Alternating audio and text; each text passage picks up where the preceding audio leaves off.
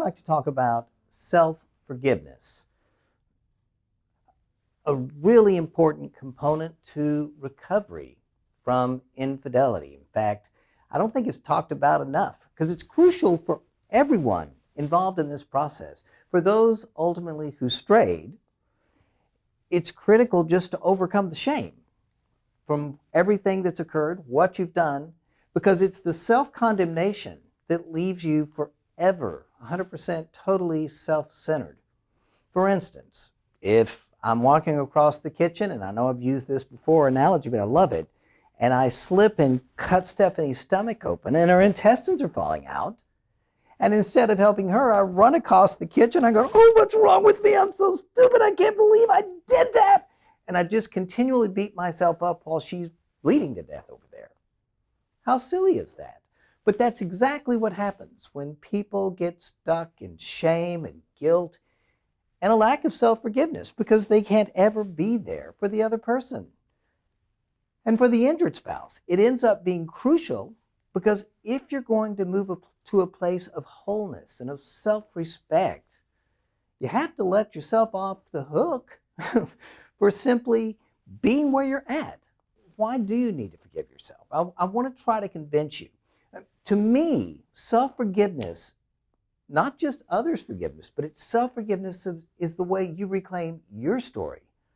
Otherwise, you let a bad snapshot of your life define the entire picture album. But once you can forgive yourself, then it's like you can begin to move on and build a new story and build a new life. It's how you move forward. In A Grace Disguised by Jerry Sitters, he says, the experience of loss or failure doesn't have to be the defining moment in our life. Instead, the defining moment can be our response to that failure or loss. It's not what happens to us that matters as much as what happens in us as a result of what's happened. And this can serve as a catalyst to help us in our own self-movement and self-improvement. I mean, in the long run, it begins by being able to forgive yourself and change direction in what you're doing in life. Forgiving yourself not only benefits you, but it benefits your loved ones. Unforgiveness leaves you forever tied to that pain in your life.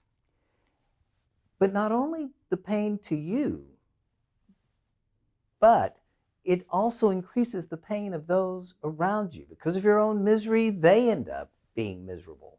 It's one of those places when we say that pain that's not transformed will be transmitted. And part of the way that pain is going to be transformed literally is by choosing to go ahead and let yourself off the hook so you can get your life back.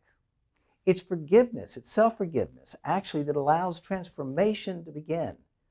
You can't undo what's been done, but you can certainly stop the negative effects of guilt and let the past simply be the past.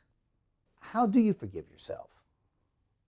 To me, it actually starts by making it possible. So often, we come up with these stupid inner vows, things that we tell ourselves. They're just words, but they're things that literally lock our life down and keep us from being able to live with ourselves, to move forward, all kinds of things. I mean, the words we speak keep us stuck, or the words we speak can also set us free.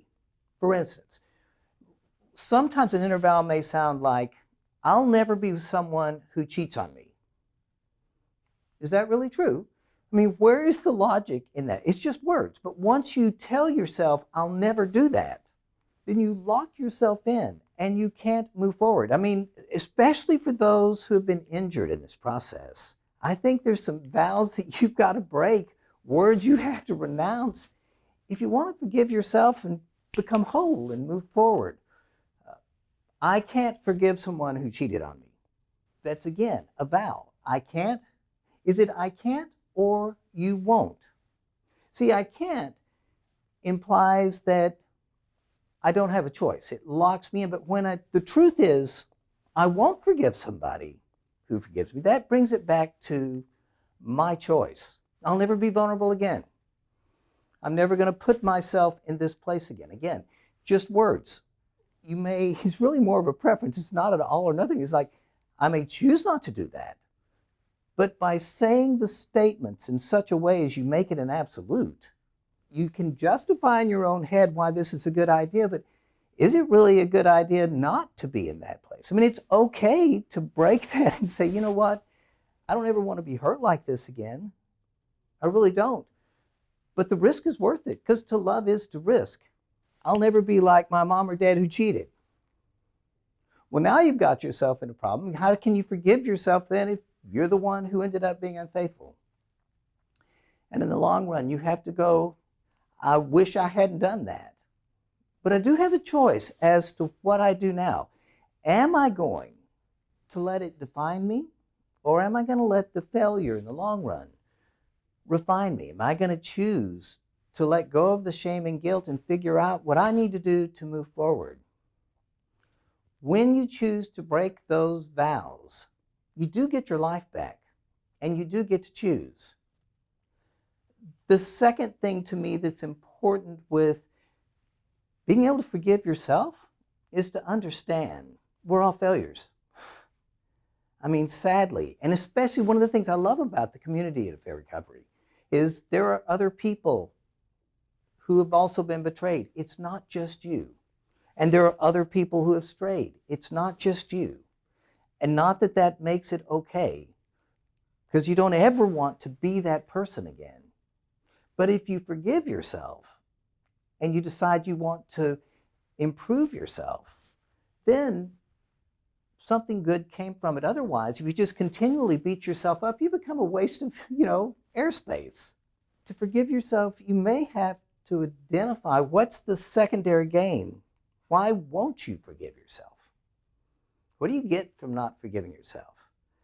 For instance, some people may think, well, if I were to forgive myself and got over it, then maybe I'd have to forgive the other person too.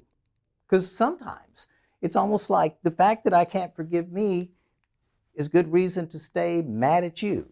Or maybe if I forgive myself, I'd have to stop beating myself up for being so foolish and continuing to punish you for fooling me.